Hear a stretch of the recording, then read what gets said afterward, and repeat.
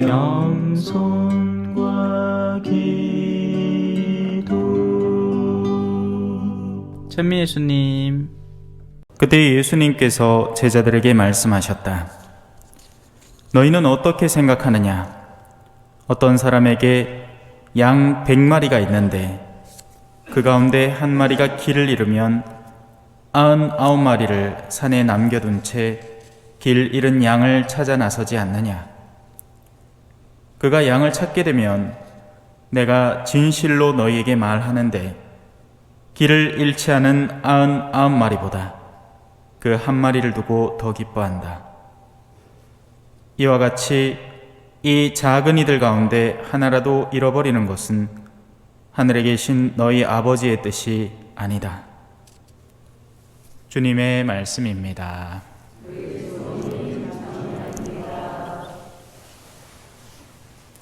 찬미 예수님. 지난번에 다른 신부님이 오셔서 소리를 좀 높여놨던 모양입니다. 앵앵 하는 소리가 들리는데 또 우리 수녀님이 딱 알아보시고 바로 소리를 낮춰주셨네요. 자, 이번 주간은 길에 대한 이야기가 계속 나옵니다. 어떤 길을 어떻게 따라서 어떤 목적지에 갈 것이며 그 길을 어떻게 닦을 것인지가 핵심이죠. 길 다 정해놓으셨죠? 네? 길을 잘 정해놔야죠. 그러니까 길을 정한다는 건 갈 목적지를 잘 정해야 한다는 얘기겠죠. 이뻐지고 싶은 사람은 성형외과에 가면 되고요. 무언가를 배우고 싶은 사람은 학교에 가면 됩니다. 그죠? 운전기술을 배우고 싶으면 면허학원에 가야죠. 소리를 좀만 더 낮춰줬으면 좋겠구만은. 지금 수녀님이 바쁩니다. 들었고 들어가서 조정하시고. 예. 마이크를 테스트합니다. 하나 둘 셋. 예, 됐습니다. 이제 앵앵거리는 소리 좀 줄었어요. 자, 다시 돌아와서 한번 살펴봅시다. 그 길의 여정 가운데 우리가 인지하고 있어야 하는 핵심적인 가르침이 하나 있습니다. 오늘 우리 독서 너무 잘 읽어주셨어요. 뚜렷하게 목소리가 아주 잘 들렸습니다. 외쳐라! 무엇을 외쳐야 합니까? 모든 인간은 풀이요 그 영화는 들의 꽃과 같다. 주님의 입김이 그 위로 불어오면 결국 풀은 마르고 꽃은 시든다. 어제 월요일에 벽진에 장례미사가 있었습니다. 오랫동안 공소회장을 하신 분이라고 제가 들었어요. 그 남편분이겠죠. 예. 그래서 사람들이 많이 와서 함께 울어줬어요. 그 가시는 여정이 너무 아름다웠습니다. 예. 그렇게 가야 되겠죠. 그죠? 사람은 서로 슬퍼해주면서 언젠가 누군가 떠날 때 그 떠남에 대해서 가슴 아파해주는 그런 사람이 있으면 잘 산 겁니다. 그죠? 하지만 그걸 모르는 사람은 지금 자신의 손에 쥐어져 있는 것이 전부라고 여기겠죠. 그리고 그걸 위해서 집착하고 다투고 싸우고 그걸 고수하고 내 것으로 삼기 위해서 애를 쓰니까 자꾸 마음이 쓰이는 겁니다. 사제가 좋은 건 잃을 게 별로 없다는 거예요. 뭘 잃겠습니까? 그죠? 예. 여러분들에게서 제가 만나면서 느끼는 건 이제 기본적으로 자식에 대한 걱정이 있잖아요. 그죠? 예. 차라리 내가 고통당하면 낫지 자식이 고통을 당하니까 그걸 못 견뎌서 뭐라도 좀에 남가주고 잘해주고 하락하는 통에 이제 방향이 바뀌어버린 겁니다. 오히려 여러분들이 합당하게 누리고 생을 충만히 해야 될 요소까지도 다 소진시켜버리는 거예요. 옛날에 그 원앙소리라는 영화 보셨는지 모르겠어요. 어떤 노인하고 소하고 우정을 그린 건데 그 어르신이 왜 그 나이 때까지 그래 소를 끌고 다니며 열심히 일을 하겠습니까? 예. 자신의 야욕을 위해서가 아닌 거죠. 자, 우리의 여정 가운데 우리는 확실히 알고 있어야 됩니다. 우리의 운명은 이 세상에서 영원하지 않다는 걸. 그래서 영원한 목적지를 올바로 잘 정하고 그 길을 잘 닦아 나가야 하는 겁니다. 그러는 가운데 복음은 우리에게 하나의 가르침을 전해줍니다. 너무 유명한 가르침이라서 따로 설명이 필요 없을 것 같지만 또 이 안에 숨어있는 어떤 요소들이 있겠죠. 양 100마리, 그 중에 길을 잃은 한 마리, 이걸 1차원적으로 살펴봐 봅시다. 언뜻 보기에 양 100마리 중에 길 잃은 한 마리만 뭐가 잘못 뒤틀려져 있는 것처럼 보여집니다. 그죠? 그리고 99마리는 튼실하게 있는 것처럼 보여요. 물론 성경의 가르침은 양파 껍질처럼 가장 윗껍데기가 있고 그 속껍데기가 있고 그 차원을 서로 달리합니다. 그래서 오늘의 가르침을 단순히 이해하면 예수님은 길 잃은 양을 찾아가서 개를 구해온다, 이걸로 그냥 끝나버려요. 자, 하지만 한번 좀 더 깊이 한번 살펴봅시다. 제일 마지막 부분에 이 부분을 먼저 한번 집중해 봤으면 좋겠어요. 이와 같이 이 작은 이들 가운데 하나라도 잃어버리는 것은 하늘에 계신 너희 아버지의 뜻이 아니다. 이 말을 잘못 착각하면 하느님은 엄청 선하신 분이라서 다 구원하시는구나, 어떻게 생각하세요? 그럴까요? 그 누구도 하나도 남김없이 모조리 다 구원될까요? 요즘 넷플릭스에서 핫한 드라마가 하나 있습니다. 제목이 지옥이에요, 지옥. 네. 그건 사실 그 드라마는요, 그냥 우스갯거리로 하나 보시면 됩니다. 그러려니 하고 그냥 소설책을 누가 뭐 신학책 옆에 갖다 놓고 소설책 비교해 가면서 막 그렇게 읽지는 않잖아요. 그죠? 신학 대사전을 갖다 놓고 다빈치 코드 소설책을 들고 와가 이건 와 이런데요, 이건 와 이런데요 물어봐야 소용없습니다. 작가가 땡기는 대로 생각한 것 뿐이에요. 뭐 예수님 마누라가 뭐 막달라 마리아였겠거니 뭐 이런 식으로 생각해 버리면 오만재만 상상력이 다 뿜어져 나오는 거죠. 옛날엔 그런 영화도 있었습니다. 그리스도 최후의 유혹이라고 해서 예수님이 십자가에 못 박히지 않고 내려와서 당신의 유혹에 따라 이리저리 이끌려 다녔더라면 어떤 일이 벌어졌을까를 상상해서 만들어진 영화도 있었어요. 소설도 있었고. 자, 다시 돌아옵시다. 모두가 구원받는가? 아니라는 겁니다. 그러면 우리가 노력할 이유가 전혀 없잖아요. 안 그래요? 왜 멍청하게 이 짓 하고 있습니까? 그냥 집에서 하고 내 하고 싶은 대로 하고 형제간에 뭐 유산 다툼하고 돈 잔뜩 뺏고 칼로 한번 쑤시고 싶으면 가 쑤시고 뭐 그래도 뭐 어때, 하느님 착한데 뭐 내 다 구해줄 겐데 뭐 안 그래요? 아니란 말이에요. 아니란 말입니다. 전제 조건이 그렇지 않다는 거예요. 우리는 알고 있다는 거죠. 그러면 이 말의 본질적인 의미를 파고들어야 되는 겁니다. 여기에는 하나의 작은 단서가 있습니다. 작은 이들 가운데 하나라고 표현이 돼요. 이와 같이 이 작은 이들 가운데 하나라도 잃어버리는 것은 하느님께서 원하시는 것이 아니다. 그러면 우리는 이 작은 이들에 집중해야 됩니다. 누가 작은 이인가? 예수님께서 제자들을 파견하면서 내가 너희를 이제 세상에 보내는 것이 양떼들을 이리떼 가운데 보내는 것과 같다라고 했죠. 그건 사실입니다. 무슨 말이냐?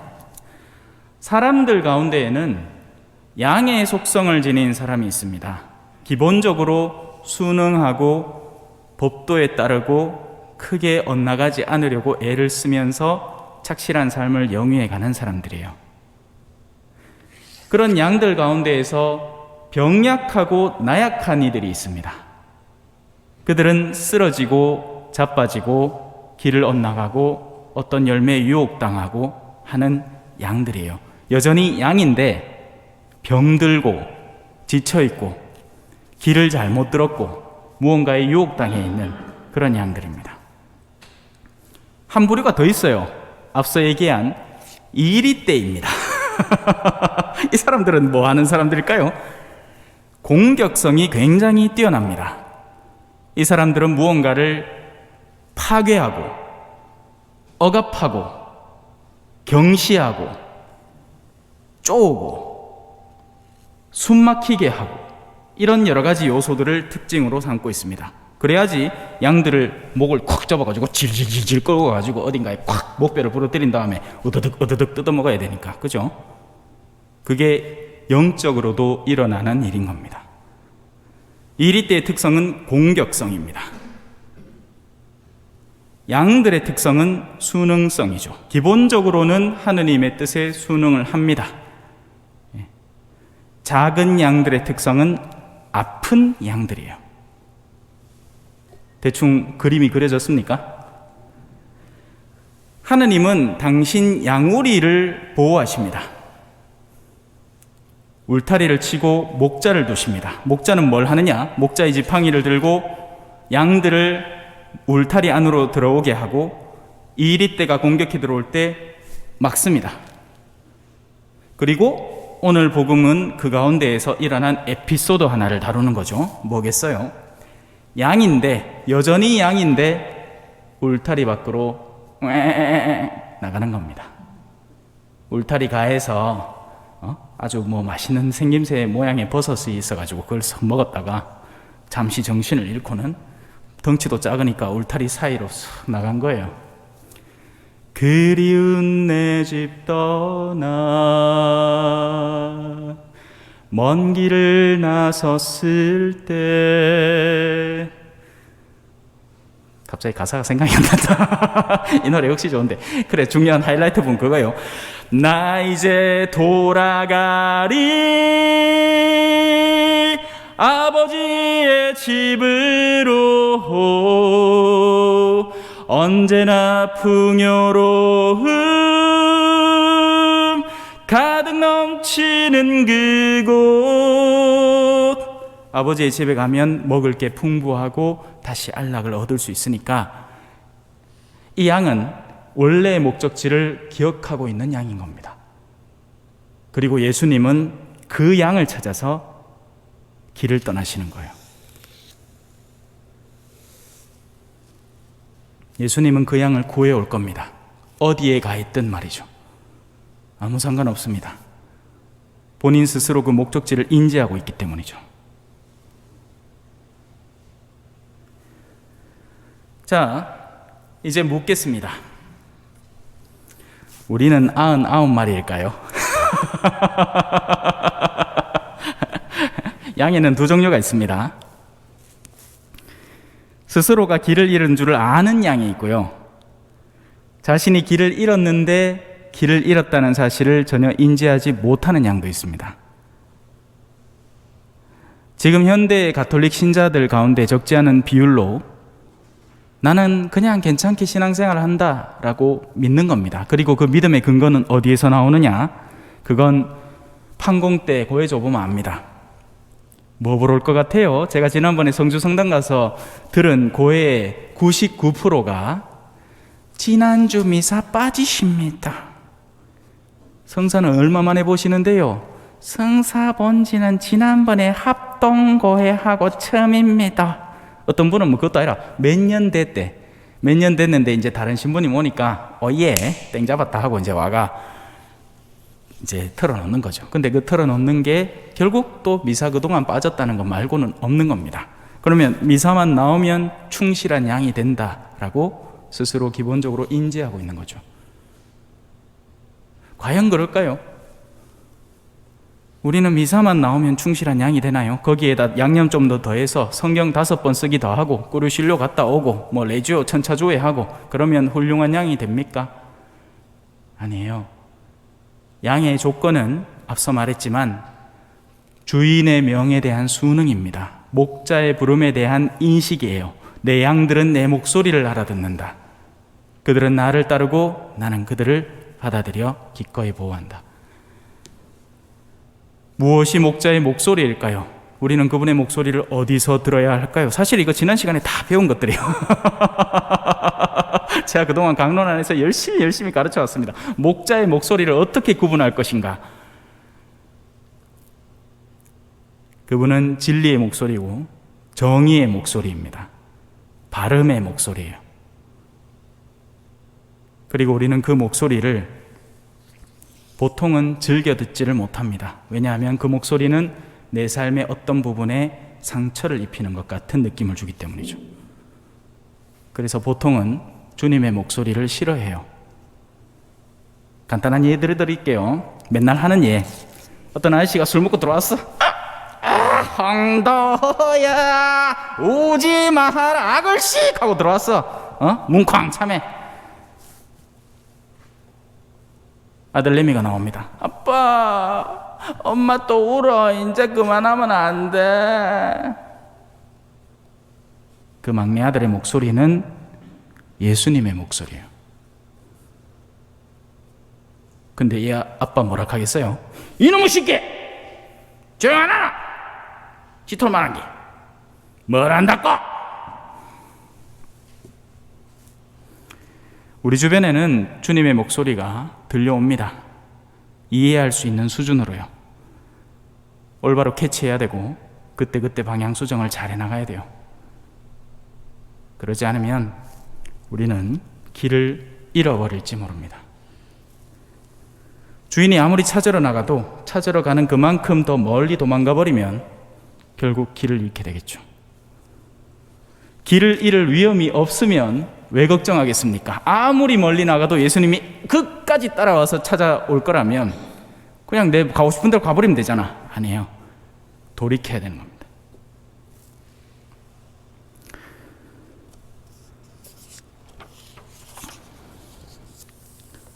보라, 그분의 상급이 그분과 함께 오고 그분의 보상이 그분 앞에 서서 온다. 그분께서는 목자처럼 당신의 가축들을 먹이시고 새끼 양들을 팔로 모아 품에 안으시며 젖먹이는 어미 양들을 조심스럽게 이끄신다. 아멘. 찬미 예수님, 겸손과 기도.